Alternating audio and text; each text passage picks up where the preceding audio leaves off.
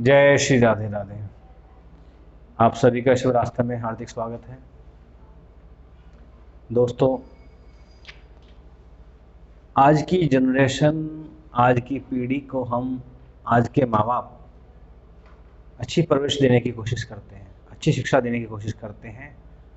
और कुछ फैमिलीज़ में ऐसा हो भी जाता है कि बच्चे कामयाब निकल जाते हैं, बच्चे पढ़े लिखे जाते हैं।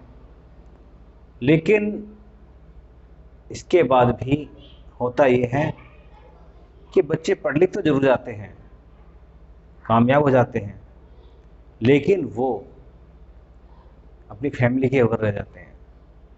मतलब मेरा कहने का ये है कि माँ बाप की तरफ उनका दायित्व खत्म हो जाता है, पेरेंट्स की तरफ उनका कोई ध्यान होता नहीं है कि माँ बाप ने कितनी मेहनत से, कितनी मजदूरी से इन बच्चों को पढ़ा लिखा कर बड़ा किया है, जो आज कोई इंजीनियर है, कोई डॉक्टर है, कोई वकील है, कोई अपने ऊंचे पद पर है।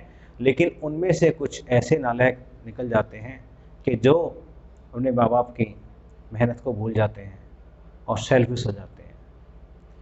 ऐसी आज एक छोटी सी स्टोरी आपके सामने लेकर आया हूँ, मोहनलाल जी की। मोहनलाल जी के 3 बेटे हैं। सबसे बड़ा बेटा डॉक्टर है, जो विदेश में है। इंजीनियर है, जो कि दूसरे शहर में रहता है।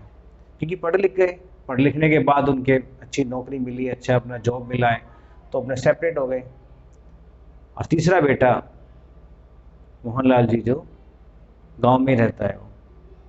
लेकिन मोहनलाल जी ने उस बेटे से अपना कनेक्शन ख़त्म किया हुआ है, क्योंकि वो नालायक था, पढ़ता लिखता नहीं था, पढ़ाई लिखाई उसने छोड़ दी और सिर्फ 10वीं तक पढ़ा हुआ था। कह दिया एक दिन, बाबूजी मेरा पढ़ाई में मन नहीं लगता, मैं नहीं पढ़ूंगा। तो मोहनलाल जी को बड़ा गुस्सा आया और उसको वहाँ से गांव भगा दिया। और वह बार बार कहता रहा, नहीं बाबूजी मुझे गांव मत भेजो, मेरे गांव मत भेजो, मेरा मन नहीं लगेगा। लेकिन मोहनलाल जी ने एक भी नहीं सुनी और उसको गांव भेज दिया। और सिर्फ पति पत्नी वहाँ पर रहा करते थे शहर में, मोहनलाल जी उनकी पत्नी। एक दिन क्या हुआ कि सुबह सुबह घूमने के निकले, मॉर्निंग वॉक के लिए। एक बहुत तेज रफ्तार से गाड़ी आई और मोहनलाल जी की पत्नी को टक्कर मार के चली गई। और मोहनलाल जी की पत्नी घायल अवस्था में।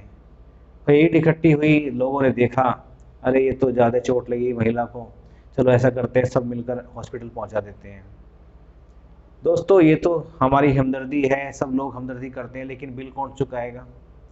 क्योंकि अगर हमारे साथ कोई हादसा हो भी जाए, पहले तो पब्लिक कोई इकट्ठी होगी नहीं, और हो भी जाए तो सब हॉस्पिटल पहुंचा देते हैं, कि बिल कौन जमा करेगा? बिल की सबसे बड़ी टेंशन है। बिल बिल के नाम पर वहाँ कोई नहीं रुका और डॉक्टर्स ने कह दिया कि ज़्यादा हालत सीरियस है, इनकी सीरियस कंडीशन है और पैसे की सख्त ज़रूरत है।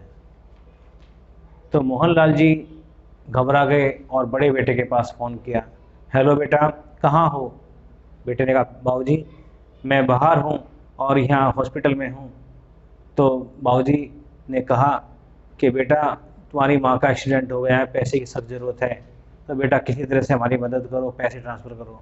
हाँ बाबूजी अभी करा देता हूँ, अभी करा देता हूँ, ये कहकर फ़ोन रख दिया। इंतज़ार किया काफ़ी समय तक। जब उनके पास कोई पैसा नहीं आया तो उन्होंने अपने दूसरे बेटे को, इंजीनियर के पास फ़ोन किया। दूसरा बेटा अपनी पत्नी के साथ ससुराल में जा रहा था, शादी में, फंक्शन में शामिल होने के लिए। तो उसने फ़ोन रहा, हाँ बाबूजी, हेलो बाबूजी। कहा बेटा तुम्हारी माँ बहुत सख्त बीमार है, ये एक्सीडेंट हो गया है, ज़्यादा पैसे की ज़रूरत है, बेटा मुझे पैसे की ज़रूरत है, मेरी मदद करो बेटा। उसने भी कह दिया, हाँ बाबूजी बिल्कुल करा दो बाबूजी, मैं ससुराल पहुंचकर ट्रांसफ़र करा दूंगा, पैसे आपके पास आ जाएंगे। लेकिन समय बीतता जा रहा था। डॉक्टर्स ने कहा कि अगर ज़्यादा देर की तो ये बचना इनका मुश्किल हो जाएगा। तो बस मोहनलाल जी बस सोच रहे थे क्या करूं क्या ना करूं, क्योंकि जो जमा पूंजी थी बेटों की पढ़ाई में लगा दी, बेटों की नौकरी में खर्च कर दी, उनके पास आज कुछ भी नहीं था, किराए के मकान पर रहते थे। तभी अचानक उनका तीसरा बेटा आया और बाबूजी के पैर छुए, बाबूजी क्या आपने मुझे इतना पराया कर दिया कि मुझे आपने फ़ोन भी नहीं किया, भाइयों को फ़ोन कर दिया लेकिन मुझे बताया तक नहीं। बाबूजी अब मैं आ गया हूँ, अब चिंता मत कीजिए, अब मैं ही माँ की देखभाल करूँगा। मोहनलाल जी ने उसको देखा, कह नहीं नहीं, हम तो जैसे नालायक की ज़रूरत नहीं है हमें, जाओ जहाँ से आए हो। क्योंकि मोहनलाल जी उससे चिढ़ते थे, उससे नफरत करते थे, क्योंकि बेटा पढ़ा लिखा नहीं था, दूसरे बेटों की तरह कामयाब नहीं हुआ था। उसने फिर भी मोहनलाल जी की एक ना सुनी और माँ को वहाँ से निकाला और दूसरे हॉस्पिटल में एडमिट कराया और दिन रात माँ की पिता की सेवा की उनके पास रहकर। बस समय बीत गया, माँ धीरे धीरे अच्छी होने लगी, ठीक हो गई, बेटा गांव वापस आ गया। एक दिन इच्छा हुई मोहनलाल जी की, चलो आज बेटे से मिलकर आते हैं, छोटे वाले से, क्योंकि टाइम से तो वही काम आया था। मिलने के लिए गए तो छोटा बेटा एक झोंपड़ी में रहा करता था, पास खेती थी, खेती करता था। लेकिन वहाँ जाकर देखते हैं कि उस खेती में कोई और हल चला रहा है, उनका बेटा नहीं था। पूछा उससे, भाई तुम यहाँ क्या कर रहे हो? तो उस किसान ने कहा कि बाबूजी ये खेत तो बिक चुके हैं, छोटा बेटा बेच के चला गया है, सिर्फ ये झोंपड़ी उसके पास है, ताला लगा हुआ है और वो यहाँ है नहीं। मोहनलाल जी ने पूछा बेटा मेरा कहाँ मिलेगा? कहा बाबूजी हमें नहीं पता कहाँ मिलेगा, लेकिन ये काफ़ी समय से यहाँ से गायब है। ये चाबी मेरे पास है इसकी झोंपड़ी की, चाबी लीजिए, ताला खोलिए और अंदर विश्राम कीजिए। मोहनलाल जी ने ताला खोला, अंदर जाकर देखा टेबल पर एक बिल था, 11 लाख रुपए का बिल।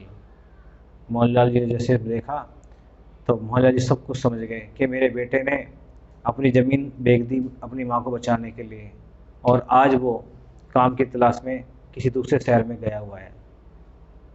बस मोहनलाल जी की आंखों से आंसू थे, पछतावे के आंसू थे कि कई बार हीरा होते भी हम उसको पहचान नहीं पाते। मित्रों, मेरा यही कहना है कि दो अपने बच्चों को शिक्षा दो, उनको ऊंचाई पर बढ़ाओ, लेकिन उनको शाश्वत में संस्कार भी सिखाओ, ताकि उनको ये लगे कि हाँ पेरेंट्स की वैल्यू क्या है। उनको अपने कल्चर के बारे में बताओ, माँ बाप की वैल्यू के बारे में बताओ। शैली सीखनी जरूरी है, नई शैली का उनको ज्ञान होना चाहिए, लेकिन साथ साथ माता पिता की भी परवाह होनी चाहिए। बस मेरा आपसे यही कहना है छोटी सी स्टोरी के माध्यम से कि अपने बच्चों को संस्कार सिखाओ। और आज की जो नई युवा पीढ़ी है जो इस वीडियो को देख रहे हैं, उनसे मेरा रिक्वेस्ट है कि अपने पेरेंट्स की इज्जत करना सीखो, उनकी फीलिंग को समझो। देखो कि उन्होंने कितने मुसीबतों से आप लोगों को पढ़ा लिखा बड़ा किया है, कामयाब किया है। आज आप सक्सेस हो तो उनकी वजह से हो। अगर पेरेंट्स आप की तरफ ध्यान नहीं देते, अगर वो अपनी सुख सुविधा को देखते तो आज आप शायद ये सक्सेस नहीं होते।